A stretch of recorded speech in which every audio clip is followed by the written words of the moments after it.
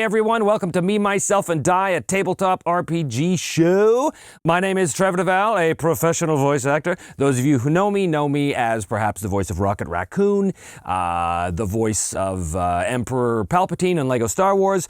Many characters in My Little Pony or F is for Family are all over the dial, all over the TV dial. That's me. But this is not about that. This show is not about my career as a voice actor. I could talk at length about it, but that's not what we're doing here. What we're doing here is, in fact, running a tabletop RPG a la D&D, for those of you who are maybe not in the know. So I've been playing RPGs since about 1979 or something. I was real young, 1979, 1980. And now recently that Matt Mercer, my friend and colleague, has had great success with Critical Role, I thought, why not do something like it, but a little different. So this is what we're going to be doing. This is not, in fact, going to be like me and a bunch of voice actors sitting around playing a game or anything like that. That's been done, and it's been done well. Instead, I'm going to be using a whole bunch of random elements to generate a game played entirely by myself. And the number one thing I'll be using is called the Mythic GM Emulator. This is a great tool that's been around for a long time and is super cool because it allows you to basically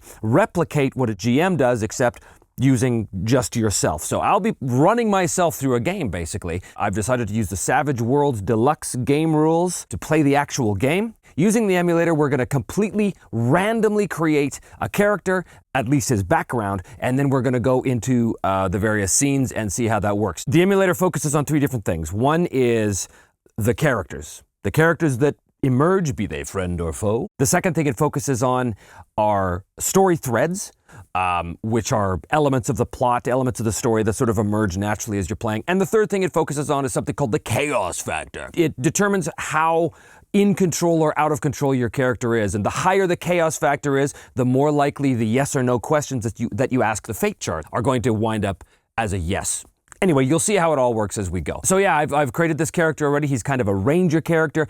Using the Savage Worlds system, I've built him, but what I have not done is built his background or his backstory, anything like that. I don't know what the setting is yet either. We'll determine that as we go. The emulator will also help with that. So that's the first thing we're gonna do. We're gonna dive into his backstory, and we're gonna figure out who this guy is, and a little bit about his background, and then we're gonna leap right into the game using the emulator, as you'll see in a few minutes. So, welcome to the first episode of Me, Myself, and Die. I hope you enjoy it. Okay guys, so I have made the character. He's sort of a ranger type in this kind of low to mid fantasy world. He uses a bow, he's good in the woods, that kind of stuff. He has some hindrances though. He tends to be cautious about things. I'll have to remember to play that. Also, he has an enemy, a minor enemy. I'm an outsider, which means that I have a penalty to my charisma. What we're gonna do now, we are going to use some random generation tables for background from this book, Xanathar's Guide to Everything. So let's see what's going on with his parents. I do know who my parents are or were. Birthplace, another D100 roll, and we have 12. Home. Okay, he was born at home. Who raised you? Yeah, who raised you? So who did raise you? We've got 18, so which means the paternal grandparents. Which leads to a question. Maybe something happened to his father or both his parents. Well, here we go. Let's determine what happened to the parents with a roll of a D4. 4 is your parent disappeared to an unknown fate. Personal decisions. It's a D6 roll, and I've got a 4. My people lived on the edges of civilization, and I learned the methods of survival from my family. What that means to me is that my grandparents lived basically in a small cottage at the edge of civilization. Woodsmen or hunters, trappers, that kind of thing. So I obviously learned my craft from them. Which leads us to, we don't really have class training so much because there's no classes in Savage Worlds, but I'm basically a ranger, so I'm gonna roll on that. And that leaves 4. I have seen what happens when the monsters come out from the dark. I took it upon myself to become the first line of defense against the evils that lie beyond civilization's borders. I saw my parents get taken by some sort of monstrous evil. So, life events. 26 on the Xanathar's Guide gives us 1d4 life events. So I'm gonna roll, and I've got 2 life events. You made a friend of an adventurer. Well, let's see. We have the supplemental tables here. Let's just roll on. He's an adventurer, so we're gonna use the D&D class. So we're gonna roll percentiles here, 40. And it was a fighter. Okay, friend, adventurer, fighter. This could be good because this might mean that I have an ally coming out of the gate, and since it's just me sort of alone in the woods or wherever I wind up, it's probably good to have an ally, so let's determine his race. 86 is a half-orc. Ooh. A half-orc is not going to be accepted by the majority of civilization, the same as my character. So a couple of kind of outcasts moving along is a great thing to play with here. The next life event is going to be a 66. Ooh, you had a supernatural experience. Roll on the supernatural events table to find out what it was. You witnessed a minor miracle. So that would lead me to the assumption that this character has some level of extraordinary faith. Although I always find it interesting. It's not really faith if you've got, like, evidence, is it? So, don't really know. In a world where there are gods doing miracles, not really hard to believe in their existence, is it? Whatever. Anyway, so what do we know about this guy? His parents disappeared to an unknown fate. He saw his parents get taken away by some sort of monstrous evil, not necessarily killed. We don't know what happened to the parents. It's an unknown fate. So I think that could be a thread, actually, for our character when we look at the Mythic GM emulator. We know that I have a half-orc fighter friend, and we also know that I witnessed a supernatural event, a minor miracle. What that is, we'll discover what that is in a second. So we're gonna use Xanathars once again to determine the name, because hey, why not? Let's get the half-orc name of my buddy, Vilberg. Vilberg? He's Vilberg, my half-orc. Vilberg sounds like he might be in a Woody Allen movie somewhere. Vilberg, Sharp Tusk. That's a bit lame, isn't it? My name. Human names, I could do Celtic. You know what, I'm just gonna go with tried and true English male names, because it'll be easier for me to pronounce. It's going to be 87, which means we have Simon. You know what, I think the Perilous Wilds book has some names in here as well. Ooh, Argoston.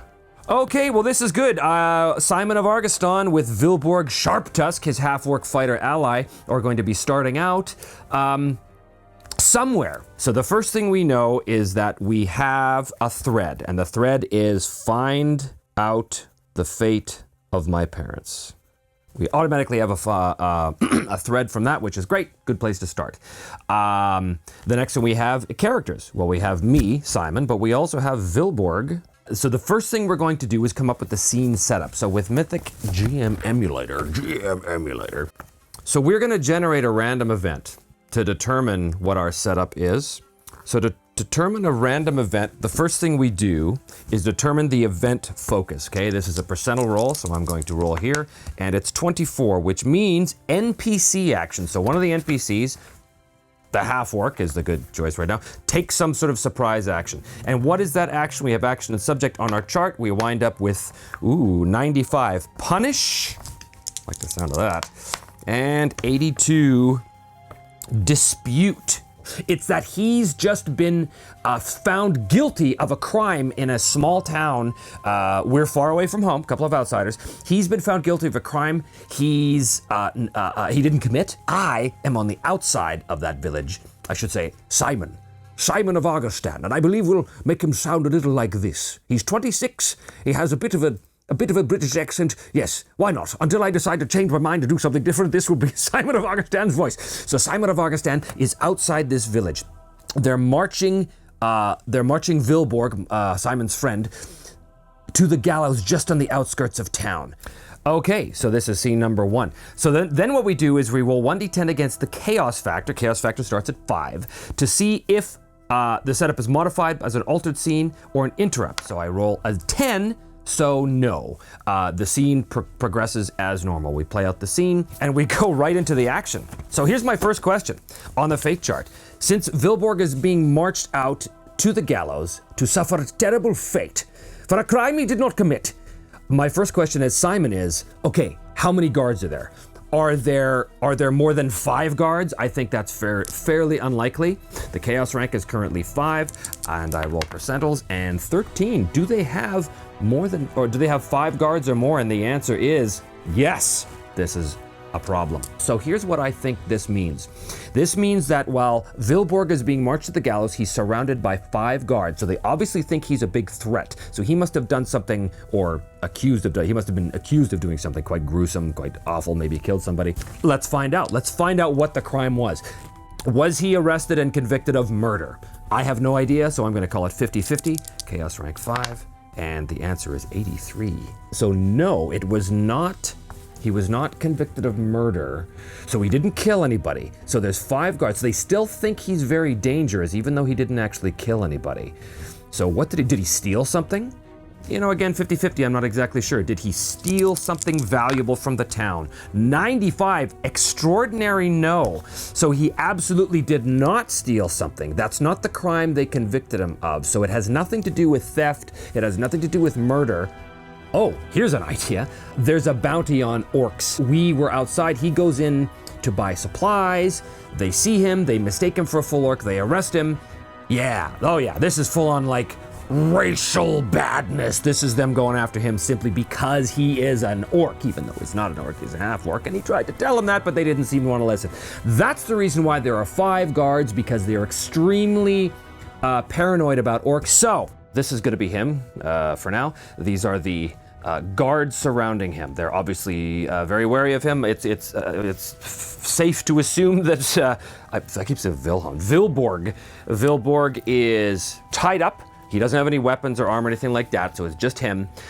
These guys, these guards in a small town, seems reasonable to assume that they don't have a lot of armor or weapons, and frankly, if they do, I'm dead, because I can't really take out 5 of them. So here's the thing. The first thing we have to do, as you can see over here, this is where I've put myself. So I've decided that I'm sort of hiding behind the rocks there as they are moving up to the gallows, which is going to be over here, okay?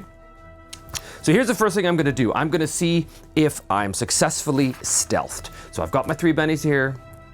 In case I need them, I hope I don't. I look at my stealth, which is a D8, and I roll my D8 and my wild die as well, and I'm looking for 4 or more, basically. 7, no problem. It's not quite a raise, but it's okay. These guys are going to be taken completely unawares, which is excellent. So, here's a question. Did Simon get a chance? He knew this was happening. He was watching from afar. So did he get a chance to lay a trap? I think that's likely. He has survival. So let's say that Simon decided, as this was happening in town, he realized what's happening, that Vilborg was being found guilty. And that he overheard, the people in the village square saying, "We will take him to the gallows." So he ran out here to intercept them, to beat them to the punch, and he decided to set up a couple of like snares and stuff. So here's the thing. He's gonna make a survival check to see if he successfully made enough snares. And if so, we'll say he makes 1 snare on a success and then 1 for every raise he gets. Okay, and we have a failure, 0 snares. He was unable to make any snares before they showed up. That's not good. So what's the other thing that he can try? Well, what does he have? He doesn't have a whole lot. He's got a torch, flint and steel, not a whole lot of things. Okay, well here's the thing. So Simon is waiting in the rocks, and he's seeing his friend Vilborg being marched towards the gallows. The men around him are far more interested in the half-orc. They're far more afraid of him than anything else. However, that said, there is a chance. There is a chance, I think, probably a decent chance, that at least one of them is wary. I'm gonna say it's probably unlikely at this point. So the answer is 72. No. So they are not paying any attention, which is good. That means that Simon can get the drop on them. So he is going to draw back with his bow and take a bead on the lead guy, fully within close range, no penalties for range there. So he's going to roll his shooting skill, but he's going to be rolling with his wild die, as always, and he's going to be rolling with a +4 to hit and damage. Brutal. So these guys are all just normal guards. They're wearing probably leather armor. They've got short swords, maybe even spears. Short swords and spears. That seems... Maybe not even short swords. Actually, no, they've just got spears. It just makes more sense that they've got spears, except for the lead guy. Let's say the main guy actually has like a battle axe, okay? He's the sergeant that's leading this small troop of soldiers. So, so Simon, from his perch in the rocks, draws back. Takes his time, he waits for it. He tracks the leader, and then let's fly! with, oh, well, he does hit with the +4, thank God. He will hit, bang, oh, but he will take him completely by surprise. The longbow does 2d6 damage, +4 because he's got the drop on him. Oh, wow, 8. So 8 damage against his toughness. His normal toughness is going to be 5, and he has 1 point of leather armor, so 6. That means it's enough to shake him, basically. But that's about it. That was the drop round, not particularly great. We're gonna deal out the cards now. So Simon is on Jack, and he's quick, so he actually can discard 5 or less. The guards now go on 2. Well, that's great. Half-orc goes on Simon's turn because he's an ally of mine. So Simon, who has now revealed his position on the rocks, is going to fire again. This time he's going to fire at the closest guard here with the spear. He draws back and fires. That's 2 ammo as well. He's expended. So he fires. There's no bonus this time. It's just a straight up. He does hit. So he'll 2d6 damage. Now +4. 8 over a toughness of 6 will shake him as well. The arrow buries itself into the guard. He drops to the ground onto one knee, really.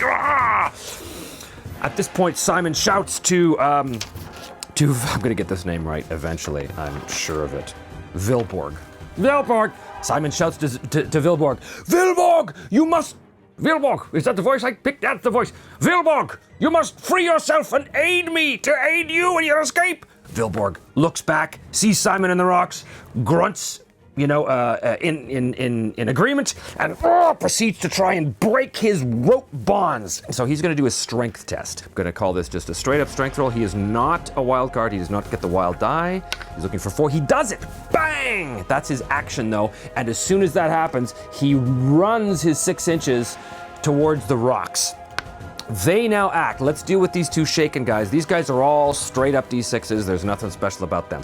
So they're looking for 4s here to see if they can get up. One of them does. That was him. So he bursts off as shaken, but that's his total action. This guy is still like, he's kind of like shuddering from the arrow.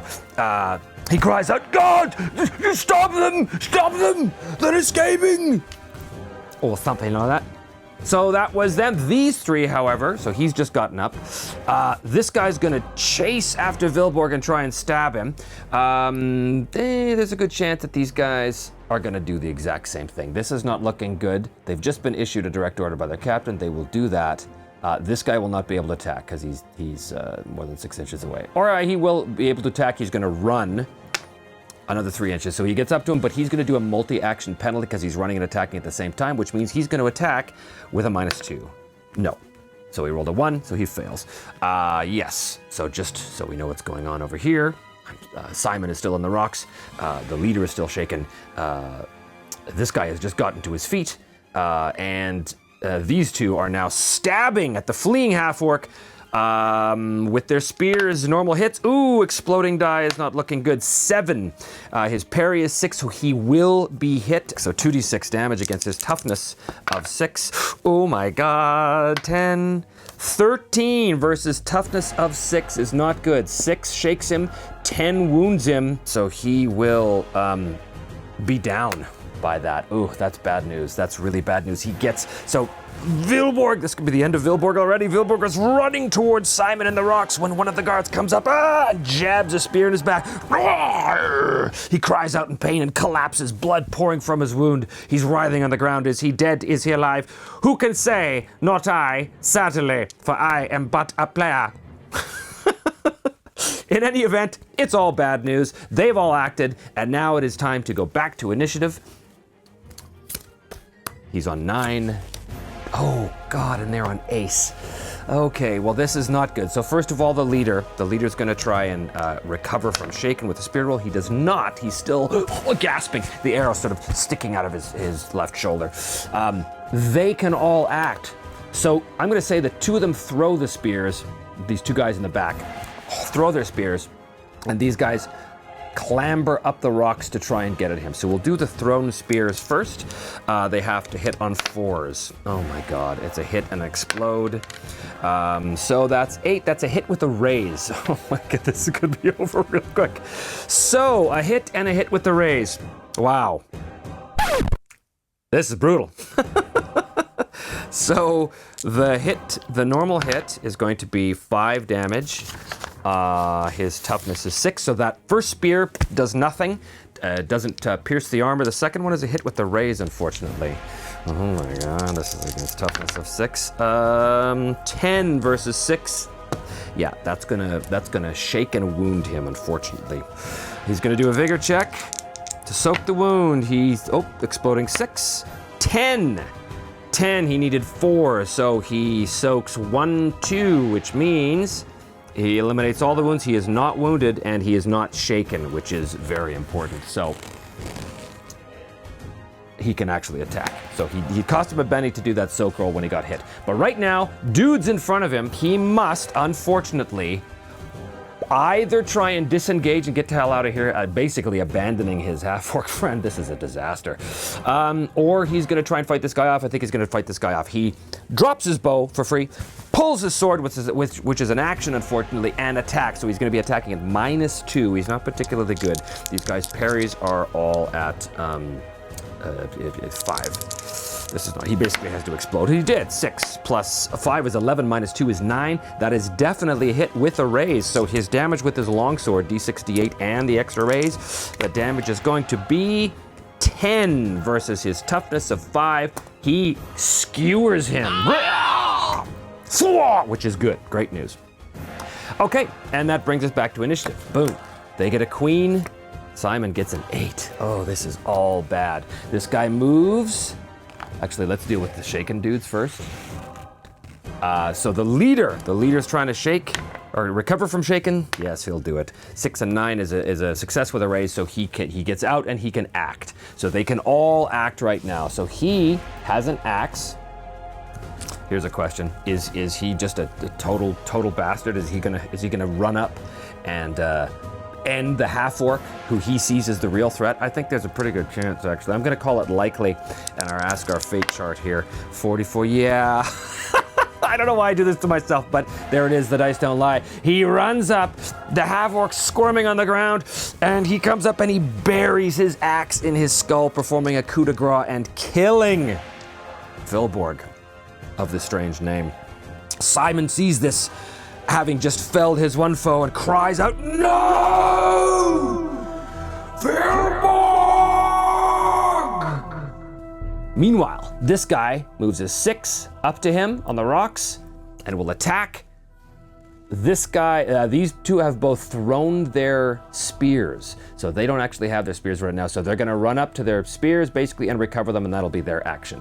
So this guy runs up and he stabs his spear with a 4, and he will miss, which finally brings us back to Simon. Simon knows all is lost at this point. This is really bad. His friend has just been murdered.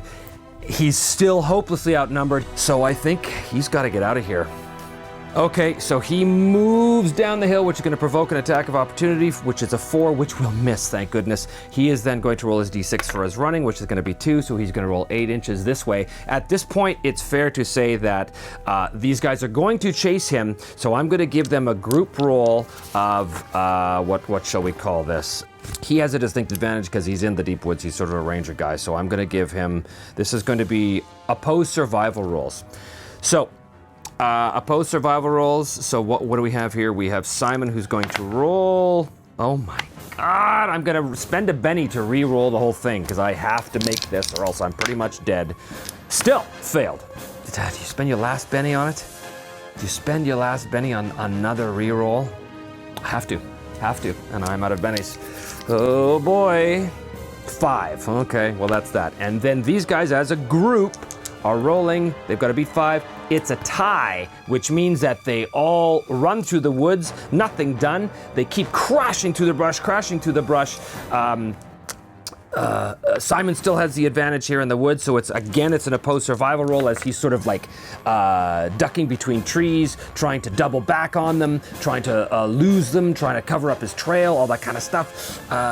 Okay, what happens here? His survival roll is a 4, and theirs is a 3, so he is able to outrun them. Finally, he loses his pursuers in the woods, but his friend, his childhood friend, his old friend, Vilborg the fighter, has been killed, has been executed, but not in the way that we all thought. We thought he was going to be led to the gallows, but in fact he was axed in the head, which leaves Simon alone in the woods outside of a hostile town, whose guards now know that he is there somewhere. They'll be on a hunt for him, a posse, if you will. But for the moment, he is safe. And I believe that closes our scene. Vilborg is dead. We know that the threads, so escape, we'll give the name of this town, this village on the edge of the woods. We're gonna call it CARPSBURG. And I'll add that as a character as well. Yeah, so he's got to escape CARPSBURG Forest. Here's the other thing, we have characters as well as the CARPSBURG posse. I think that the leader here deserves, we'll call him Garrick. Garrick, the sergeant of the guards who killed Vilborg. So Simon has lost his friend. He has taken some bad licks. That was disastrous. That was a disastrous way to open. He's being chased by an angry posse of the soldiers of CARPSBURG, as well as their Sergeant Garrick. He will have to escape the situation next time in Scene 2.